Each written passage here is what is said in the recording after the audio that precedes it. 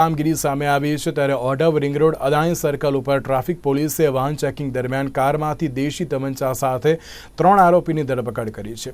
આરોપી અંકિત પ્રકાશ વર્મા, જગદીશ ચંદ્ર સાલ્વે, રાધેશ્યામ ભાટ રાજસ્થાનના રહેવાસી છે, જેઓની પાસેથી દેશી તમંચો ઝડપી પાડીને આરોપીઓ વિરુદ્ધની વધુ તપાસ હાથ ધરી છે।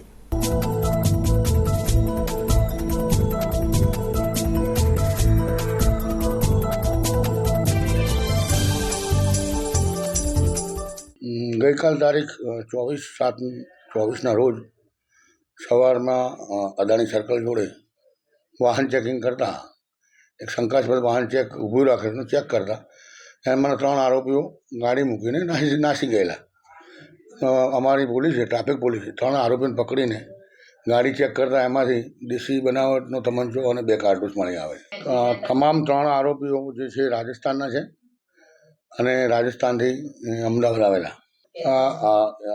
એક અઠવાડિયા પહેલાં અગાઉ 9 લાખથી વધારે કિંમતની નકલી નોટો પણ આ લોકો અદાણી સર્કલ જ પકડાયેલી વાહન ચેકિંગ દરમિયાન, અને એની તપાસ અમે રામોલ પોલીસને સોંપેલી છે।